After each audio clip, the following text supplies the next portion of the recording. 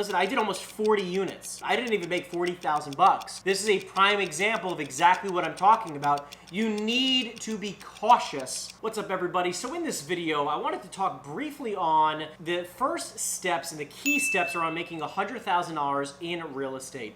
And the reason why I'm making this video is because I was having a conversation with one of my favorite students that I've had, a guy named Wes. He's the man. I love him to death. I met him out in New York. The reason why I wanted to talk about this is because I get this question so freaking often about splits. Let's talk about splits for a second. Because listen, the craziest thing is that a lot of realtors don't understand the true power that a split has in a positive and a negative way around your income. Really quick example. If you're going to have a split of 50-50 and you want to make $100,000, what people often think is that you have to make 200 grand. Well, in reality, yeah, but that doesn't include any other types of costs, fees, or anything else, because $100,000 gross is not $100,000 net, okay? Which means after all expenses and everything else that you're really paying. So what I want to quickly bring up is this. If your goal is to make $100,000 a year in real estate, and you have a split that is less than 70-30 right now on self-generated deals, you're going to have a really tough time doing that. Because let's go back to the example of 50-50. Let's just make it an easy 50-50 across the board. Let's say there's no extra fees on it. 50-50, if you get a $10,000 check from selling a home,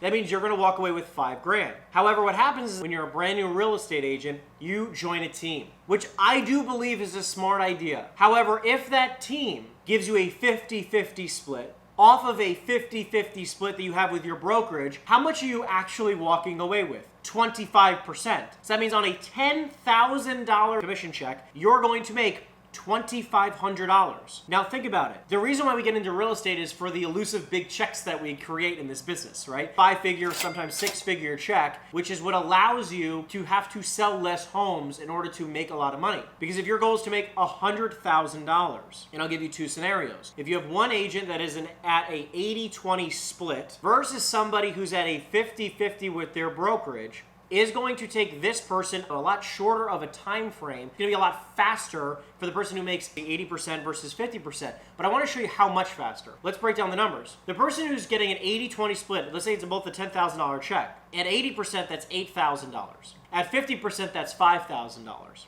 And obviously, if you join a team, that could be $2,500 if you're on a 50-50 split with your brokerage and then a 50-50 split with your team. I mean, oh my God. So let's break down to making 100 grand. So in order to make $100,000, earning $8,000 per commission check, you're looking at about 12 and a half transactions, okay? Which is about 1 a month. Now, if you're at a 50-50 split on that same $10,000, you're gonna make 5 grand. In order to make $100,000, you're talking about having 20 transactions per year. 20 transactions a year, which is about a deal and a half per month. You have to do about twice the business, almost twice the business, to make the same money, even though the split is only a 30% difference. Massive difference, right? Massive change. Again, if you're that person who's on a team and then you're a 50-50 of 50-50, which you're only making $2,500 now off of a $10,000 check, how many sales do you have to do at this point? A ton.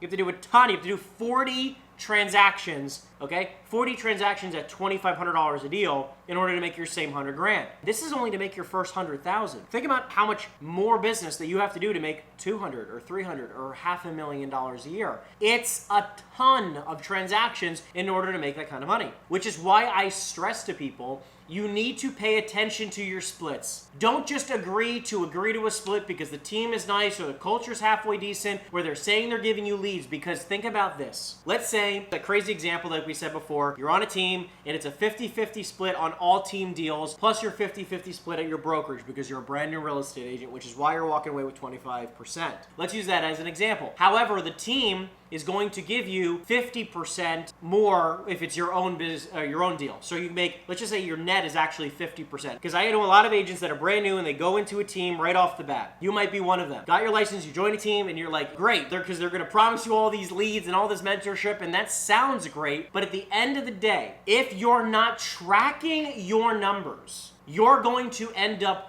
hating this business. Because let me give you a quick story. In my second year in the business, I ended up joining an awesome team up in North New Jersey. They gave me a lot of great mentorship. I set up a deal with them where they were going to give me a ton of leads. They promised me a lot of leads. They gave me a ton of leads. They also taught me how to prospect, so definitely very grateful. However, on $15.8 million in business, I made $39.5 grand. I didn't even make $40,000 that year. So on basically what would have been at 2% commission, a little over $300,000 in gross commissions, I made 40 grand. And a lot of people don't understand, like, listen, I did almost 40 units. I didn't even make 40,000 bucks. This is a prime example of exactly what I'm talking about. You need to be cautious when it comes to just signing a team contract. Because for those of you who are trying to knock it out of the park your first year and make $100,000, 6 figures your first year, if you're not paying close attention to your splits because you think that your team's going to give you leads, your team's going to give you mentorship, your team's going to give you coaching, your team's going to give you all these things, which I'm not saying aren't valuable. However, what I am saying is that the most important thing really comes down to 2 things: self-generating leads, seller leads, and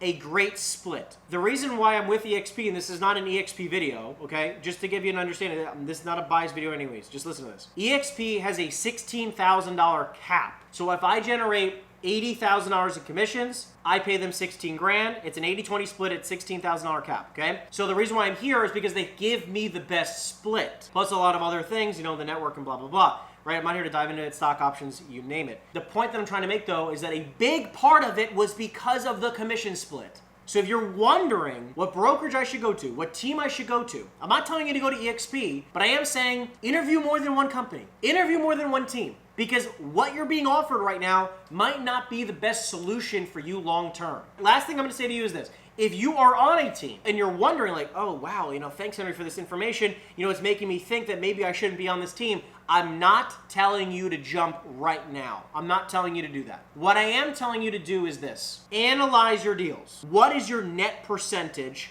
after all cost? After all the splits, what does your net percentage look like? That's number 1, because you need to be aware of it. And number 2, most importantly, of your total income for the year, let's say it's 50 grand.